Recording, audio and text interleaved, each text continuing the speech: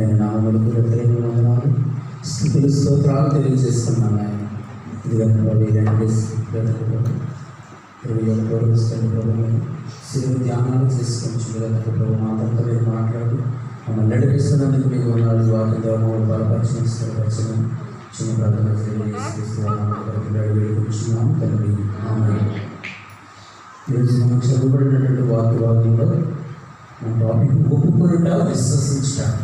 అయితే నేను ఈ టాపిక్ గురించి నేను మాట్లాడుకోలేదు, కానీ ముందు వారం 15వ తారీఖు దుష్టత్వం పులిపిండి అనే టాపిక్ గురించి నేను మాట్లాడాలని ఇష్టపడుతున్నాను. గమనించినట్లయితే కొరింథీయులకు రాసినటువంటి మొదటి పత్రిక 5వ అధ్యాయంలోని దీని గురించి టాపిక్ ఇవ్వబడింది. మన టాపిక్ ఏంటంటే ఈరోజు దుష్టత్వం పులిపిండి.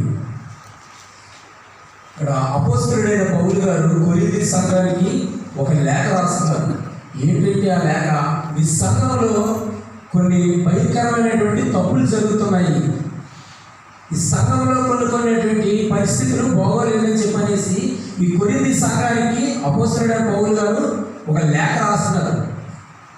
ఆ సంఘంలో జరుగుతున్నటువంటి ఆ పరిస్థితులను మీరు అందరూ కూడా చూస్తున్నారు, కానీ దానిని కనీసం ఎవరు కూడా హెచ్చరించలేకపోతున్నారు. వారికి సహకారం చేస్తున్నారు, కానీ ఎవరు కూడా వారిని సంఘం నుంచి బయటకు పంపించడం లేదని ఒక లేఖ రాస్తున్నారు. అయితే ఈ సంఘంలో ఉన్నటువంటి లోపాలు తెలుసుకోవడానికి ముందుగా ఈ సంఘానికి ఉన్నటువంటి ప్రత్యేకతలు ఏంటో మనం తెలుసుకోవాలి. ముందుగా అదే అధ్యాయంలోని 1 కొరింథీయులకు రాసినటువంటి పత్రిక 1వ అధ్యాయంలోని 2వ వాక్యంలోని మొదటి మాట చదువుతున్నాను చూడండి. కొరింథీయులలో ఉన్న దేవుని సంఘము. ఇది ఎవరి సంఘం అంటే దేవుని సంఘం అని పౌలు గారు ఒక లేఖలో రాస్తున్నాడు. తర్వాత వచనంలో క్రీస్తు యేసునందు పరిశుద్ధపరచబడినటువంటి సంఘం అంట. ఏ సంఘం అనేది? క్రీస్తు యేసునందు పరిశుద్ధపరచబడినటువంటి సంఘం. మూడవదిగా పరిశుద్ధులుగా ఉండటకు పిలువబడినటువంటి సంఘం. నాలుగవది ప్రతి స్థలములలోని ప్రార్థించు సంఘం అంట. ఈ సంఘానికి ఉన్నటువంటి 4 ప్రత్యేకతలు ఏంటని చెప్పనేసి పౌలు గారు ఈ 2వ వచనంలోనే తెలియపరుస్తున్నాడు. మొట్టమొదటిగా ఉన్నటువంటి ఏంటంటే ఇది దేవుని యొక్క సంఘము.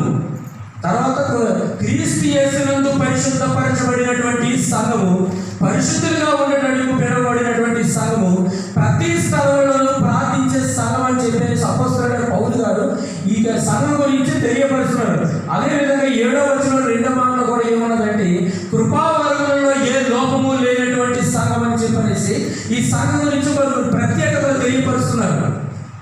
అయితే ఈ సంఘం ఉన్నటువంటి ప్రత్యేకతలు తెలియపరుస్తూ అపోస్తలుడైన పౌలు గారు ఏమంటున్నారంటే మీ సంఘం గురించి నేను కృతజ్ఞతాస్తుతులు చెల్లిస్తున్నానని చెప్పనేసి 4వ వచనంలో కూడా చెప్తున్నారు అన్నమాట. ఏంటి? మీ సంఘానికి ఉన్నటువంటి ప్రత్యేకతలు చూసి నా దేవునికి మీ విషయమై నేను కృతజ్ఞతాస్తుతులు చెల్లిస్తున్నానంట.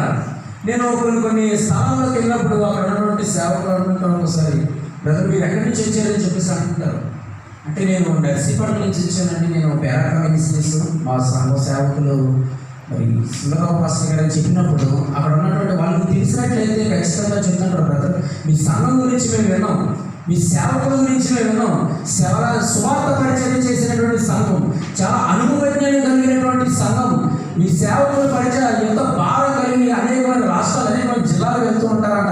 మీ సంఘంలో ఉన్నటువంటి ప్రతి ఒక్కరు మంచి ప్రార్థన పరిచయం చేస్తూ ఉంటారట.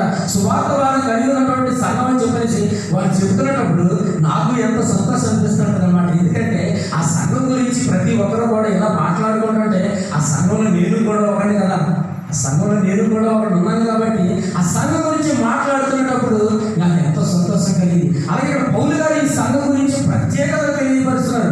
ఇది దేవుని యొక్క సంఘం, ప్రత్యేకించబడినటువంటి సంఘం, కృపావరంలో ఏ లోపము లేనటువంటి సంఘంలో ఉన్నటువంటి ఈ సంఘం గురించి అపోస్తలుడైన పౌలు గారు ఎందుకు మరి 5వ అధ్యాయంలోకి వెళ్ళేటప్పటికి అక్కడ కొన్ని లోపాలు తెలియపరుస్తున్నారు. ఏటా లోపాలని మనం ఈరోజు చూస్తున్నట్లయితే 5వ అధ్యాయంలోని మొట్టమొదటిగా ఉన్నటువంటిది ఏంటంటే మీలో జాగ్రత్త ఉన్నదని వదంతి కలదని చెప్పేసి అపోస్తలుడైన పౌలు గారు అంటారు. ఏంటంటే జాగ్రత్త అంటే వ్యభిచారం జరుగుతుందని తెలియపరుస్తున్నారు. ఇక్కడ ఏ సంఘం గురించి తెలియపరుస్తున్నారు? దేవుని సంఘం, ప్రత్యేకించబడినటువంటి సంఘం, కృపావరంలో ఏ లోపము లేనటువంటి సంఘంలోని వ్యభిచారం జరుగుతుందని చెప్పేసి పౌలు గారు అంటున్నారు.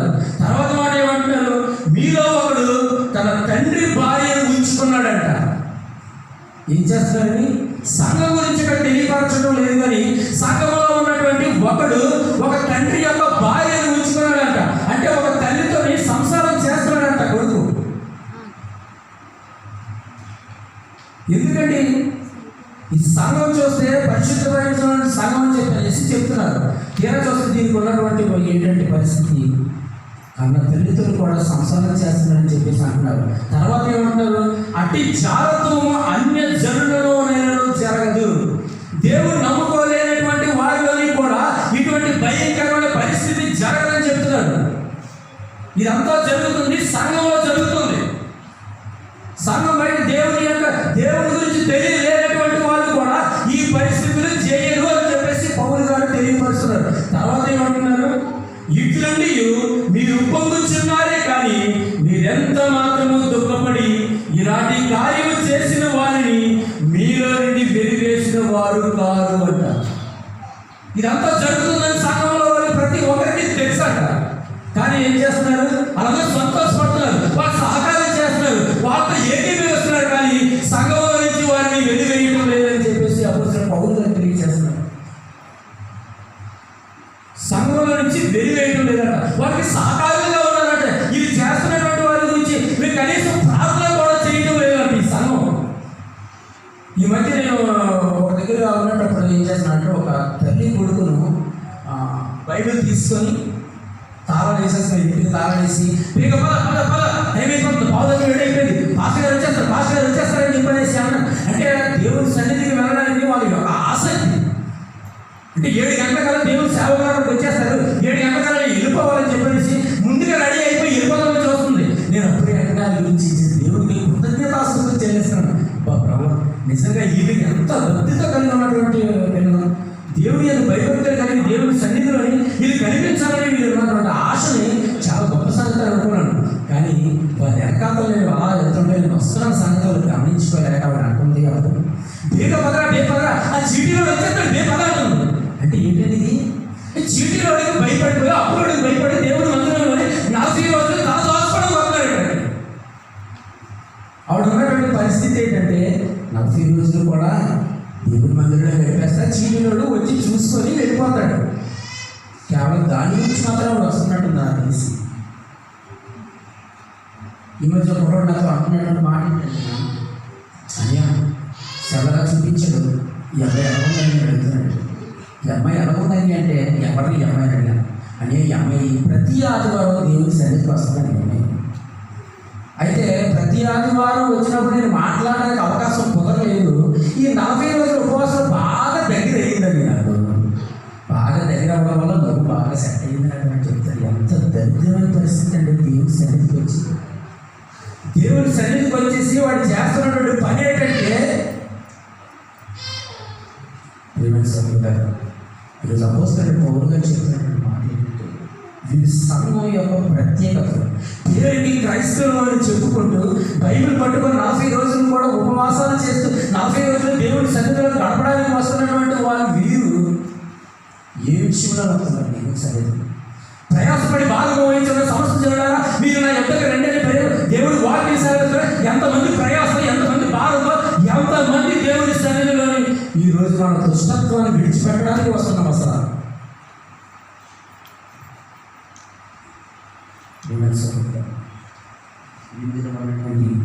అపోస్తలుడైన పౌలు గారు చెప్తున్నటువంటి మాట కూడా ఏంటంటే, పరిస్థితి వారి సంఘం గురించి అంత కృతజ్ఞతాస్తుతులు చెల్లించినటువంటి సంఘమే ఏమైంది? భయంకర వ్యభిచారం, భయంకర పాపంలో పడిపోయింది. ఆ పాపంలో పడిపోతున్నటువంటి సమయానికి రాస్తుంది ఎంతో బాధతో రాస్తుంది. అపోస్తలుడైన పౌలు గారు కింద ఉన్నటువంటి మాటలు తెలియపరుస్తున్నారన్నమాట. ఏం తెలియపరుస్తున్నారంటే, పులిసిన పిండి ఎంతున్నా సరే మంచి పిండిని అది పాడు చేస్తుందంట. ఒక పాడైపోయిన యాపిల్ పండు కానీ మనం పట్టుకున్నట్టయితే, బాగున్నటువంటి యాపిల్ పండులో పెడితే అది ఖచ్చితంగా వదిలి వేసినట్టు అన్ని పండుని కూడా అది పాడు చేస్తుంది. ఇది పులిసిన పిండి అనేటువంటి భయంకరమైన పాపం ఉన్నది. ఆ పాపాన్ని మీరు తొలగించుకోండి చెప్పనేసి పౌలు గారు చెప్తున్నారన్నమాట. నా జీవితంలో కూడా భయంకరమైనటువంటి పులిసిన పిండి అనేటువంటి పాపం ఆలోచన ఉంటుంది. ఈరోజు మీ అందరికి ఎలా కనిపిస్తున్నాను కానీ చాలా భయంకరమైన పాపం చేసినటువంటి వాడు నేను కూడా. ఒకప్పుడు భయంకరమైన త్రాగుబోతుంది. ఎంత భయంకర త్రాగుబోతుంది అంటే ఆ పులిసిన పిండి వంటి భయంకరమైన త్రాగుడు నా మనసులో ఏం చేసిందంటే అది జోదానికి అలవాటు చేసింది. ఎంత భయంకర జోదం అలవాటు చేస్తున్నానంటే చెడు సహవాసాలు. ఆ చెడు సహవాసాలతో ఎక్కడికి వెళ్ళిన ప్రతిరోజు కూడా క్రమం తప్పకుండా థియేటర్లో ఉండేవారు. ఆ థియేటర్లో ఉన్నటువంటి స్నేహితులు ఎక్కడ తీసుకెళ్ళేవారు? అనేకమైన విగ్రహాలు పూజలు జరుగుతున్నటువంటి ఈ సంబరాల్లోకి తీర్థాల్లోకి వెళ్తుంటే యవనస్తుల్లో ఉన్నటువంటి అమ్మాయిలందరినీ ఏడిపించుకుంటూ అడ్డొచ్చిన వాళ్ళు కొట్టేసి తలలు పగలగొట్టేసి నీరు బాటిల్ తాటలతో కొట్టేసి తిరుగుతున్నటువంటి అనుకోకుండా ఒకరోజు నా స్థితి మారింది. పనుల్లో జాయిన్ అయ్యారు. పని చేసుకోవడానికి పని ఎవరు కూడా ఇవ్వలేనటువంటి పరిస్థితి. పని చేసుకోవడానికి ఎక్కడికి వెళ్ళా పని ఇవ్వలేదు. నా పరిస్థితి తెలుసు. ఒకవేళ గొడవ జరిగితే కుడతారేమో అన్నది ఒక భయం. దానివల్ల పని గురించలేదు. నేను హోటల్లో పనిచేసి మొదలుపెట్టాను. ఆ హోటల్లో పనిచేసేటప్పుడు నా భార్య ఏమంటుంది, హోటల్లో మీరు పని చేసుకొని వస్తున్నారు కదా అనుకుంటుంది. కానీ అదే హోటల్లో నేను ప్లేట్ తీయడానికి పోయాను. అది తిన్నటువంటి ప్లేట్లు తీసి అది తీసుకెళ్ళి కడగడం, మళ్ళీ తీసుకొచ్చిన పెట్టడం, అప్పుడు ఆ టేబుల్ తుడుచుకోవడం, ఎంత చేసినా అక్కడ ఉన్నటువంటి వారు హోటల్ కానీ తాగేసి వస్తూ ఉంటారు. వాళ్ళందరూ కూడా ఎన్నెన్నో మాట్లాడుతూ ఉండేవారు, ఒక్కొక్కరు కొడుతూ ఉండేవారు. అన్నింటికీ కూడా ఏం చేసేవారు భరించి. ఇంకా నా వల్ల కాదు, ఇంకా నేను చేయలేనని చెప్పనేసి అంటే ఆర్టిస్ట్ డిపోని జాయిన్ అయిపోయింది.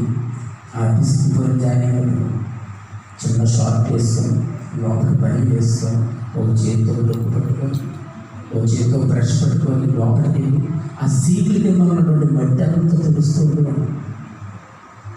రోజుకి 50 బస్సులు ఆ మట్టి అంతా తెలుస్తుంటే భయంకరంగా వాంతులు చేసి మట్టి తీసుకెళ్ళి మీద వేసి అదంతా కూడా క్లీన్ చేసి చేతులతో బయట తీసుకెళ్ళి పారవస్తుంది.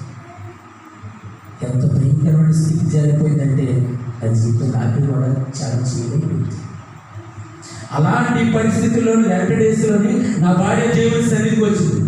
ఇదే 40 రోజులు ఉపవాస దినాలని నా భార్య 7 నెలలు కడుపుతూ ఉన్నప్పుడు ఇదే సంఘానికి వచ్చింది. ఈ సంఘానికి వచ్చి కడుపులో ఉన్న బిడ్డ కావాలి, కడుపులో ఉన్న బిడ్డ ఆరోగ్యంగా పెరగాలని అనుకోలేదు. 40 రోజులు కూడా ఉపవాసం చేసి నా భర్త మారాలని ప్రార్థన చేసింది. ఇక్కడ దేవుడు సేవకు ప్రార్థన చేశారు, సంఘం ప్రార్థన చేసింది. మీరందరూ చేసినటువంటి ఈ ప్రార్థన వల్ల దేవుని కృపను పట్టాయి. ఈ రోజు మీ అందరూ వచ్చి నేను నిలబడగలుగుతున్నాను. ఎంత గొప్ప సంగతి అంటే అది. ఒకప్పుడు నా స్థితి ఆ పులిసిన పిండి అనేటువంటి ఆ భయంకరమైనటువంటి పాపాన్ని నేను విడిచిపెట్టేవాలని నేను అనుకున్నాను. నా జీవితం ఎలాగైనా సరే ఈ పరిశుద్ధ గ్రంథం ద్వారా నా జీవితాన్ని మార్చుకోవాలని నేను నిర్ణయం తీసుకున్న తర్వాత నుంచి నా జీవితంలోని దేవుడు మేలు చేశాడు. నాకంటే సొంత గృహం లేదు, కానీ దేవుడు గృహాన్ని ఇచ్చాడు. నాకు ఇంటికి కావాల్సిన ప్రతి అవసరాలు దేవుడు తీరుస్తున్నాడు. అదే నాకు కావాల్సింది ఏంటంటే ఈ రోజు దేవుడి సంఘంలో ఉండాలని నేను నిర్ణయించిన ప్రతి విషయంలో కూడా దేవుడు నాకు ఎప్పటికప్పుడు సహాయం చేస్తూ ఉన్నాడు. నేను ఇంత భయంకరంగా పాపం చేసినటువంటి వాడు కదా, ఇంత భయంకరంగా నేను తప్పులు చేసినటువంటి వాడు కదా, ప్రభు నన్ను ఎందుకు ఇంకా నువ్వు బ్రతికొచ్చావని చెప్పేసి అడిగినప్పుడు దేవుడు వాక్యంలో నాకు కనిపిస్తున్నటువంటి మాట అంటే 2 పేతురు రాసినటువంటి పత్రిక 3వ అధ్యాయంలోని 9వ మాట ఒక్కసారి చూద్దాం. 2 పేతురు రాసినటువంటి గ్రంథం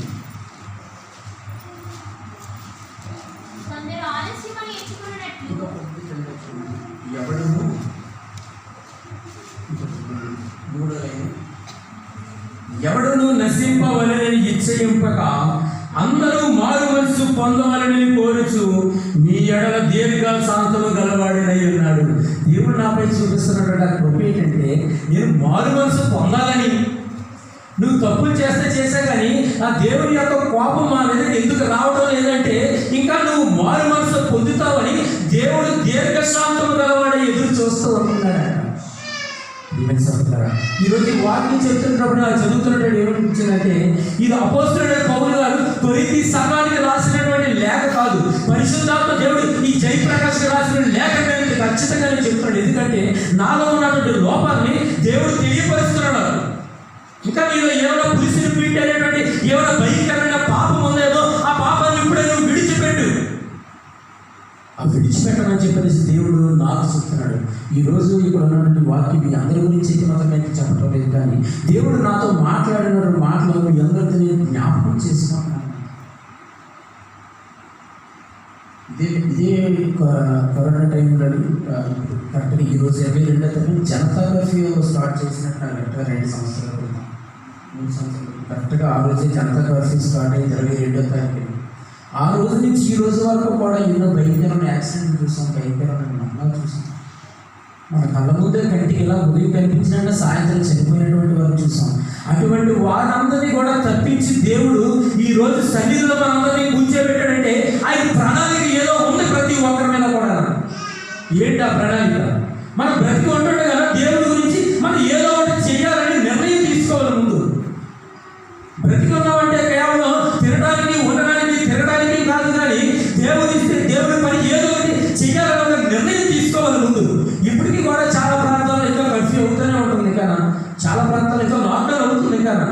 కానీ ఈ రోజు మనందరం కూడుకున్నామంటే అది కేవలం దేవుని యొక్క కృప. అంత భయంకరమైన లాక్డౌన్ టైంలో కూడా నర్సీపట్ల అన్ని సంఘాలు మూసారు, కానీ మన బెరాక సంఘాన్ని ముయ్యలేదు ఎప్పుడు కూడా. దీన్ని బట్టి దేవుడికి కృతజ్ఞతాస్తులు చెల్లించుకోవాలి ఎప్పుడు కూడా. మన సంఘంలో ఉన్నటువంటి అది గొప్పతనం అనుకోవాలి. దేవుడు మన సంఘంపై చూపిస్తున్నటువంటి ఆయన కృప ఎందుకు మనకి అవకాశం ఇస్తున్నారంటే మనందరూ మారు మనసు పొందాలని. ప్రేమ సహోదరులారా, చివరిగా ఒక మాట చెప్పాలని ఆశిస్తున్నాను. మత్తయి సువార్త 6:30 ఒక చక్కని మాట ఉంటుంది.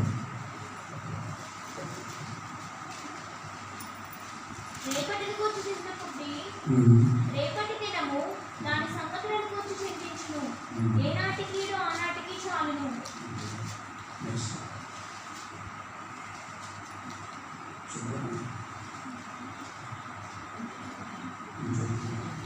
నేడుండి రేపు పొయ్యిలో వేయబడి అడవి గడ్డిని దేవుడు ఇలాగ అలంకరించిన ఎడల అల్ప విశ్వాసులారా మీకు మరీ నిశ్చయముగా వస్త్రములు ధరింప చేయండి కదా. దేవుడు ఇచ్చినటువంటి వాగ్దానం చేశారు. ఈ వారం ఉండి రేపు పొయ్యిలో పోయబడి అంటే అడవి గడ్డినే దేవుడు ఇలా అలంకరిస్తే నీ జీవితాన్ని నా జీవితాన్ని దేవుడు మార్చడా? దేవుడికి వాగ్దానం చేస్తాడు. ఈ వారం రేపు పొయ్యిలో పోయి అడవి గట్టినే దేవుడు అలంకరిస్తే నీ జీవితాన్ని నా జీవితాన్ని దేవుడు మార్చాలని చూస్తున్నాడు. మార్చాలంటే మనం చేయాల్సినటువంటి పరిస్థితి పులిపిండి అనేటువంటి భయంకరమైన పాపం ఏముందని తెలుసుకొని పక్కనికి చెప్పవలసిన లేదు, ఎదుటికి చెప్పవలసిన దేవుడు సేవకుడికి చెప్పవలసిన లేదు. నువ్వు చేసినటువంటి ఆ పులిపిండి అయినటువంటి పాపం నా జీవితంలో నేను చేశానని నాకు తెలుస్తుంది. కాబట్టి ఈరోజు దేవుడి సన్నిధిలో ఖచ్చితంగా దేవుడి పాదాలు పట్టుకొని మనం అది విషయం గురించి మనము ఒప్పుకొని దేవుడు ప్రతి ఒక్కరిని ఆశీర్వదింపబడడానికి చాలా ఖచ్చితంగా ఉన్నాడు. ఈ లెటర్ డేస్లో ప్రతి ఒక్క కుటుంబంలో వాళ్ళు కూడా ఏదో సమస్యలతో ఇక్కడ వచ్చినటువంటి వారు. మన సమస్యలు తీరాలంటే ఖచ్చితంగా మనం చేయాల్సినటువంటి పాపం ఏముందో ఆ పులిపిండి అయినటువంటి ఆ పాపాన్ని మనం బయటికి తీసుకెళ్ళి ఈ దుష్టత్వం అనేది దేవుడి సన్నిధిలోకి వచ్చిన తర్వాత నేను చేసే ప్రభావం ఇది నేను పాపం చేశాను, ఆ పాపాన్ని నేను తొలగించండి ప్రభావాన్ని ఒప్పుకున్న ఎడల దేవుడు మన జీవితంలో కార్యాలు చేయడానికి ఆయన ఇష్టపడుతూ మనలో రూపం ఈ కొద్ది మాటలో దేవుడు నుంచి ఆశీర్వదించిన అన్ని సంబంధించినటువంటి దేవుని సేవకులు ప్రతి తెలియజేస్తాం.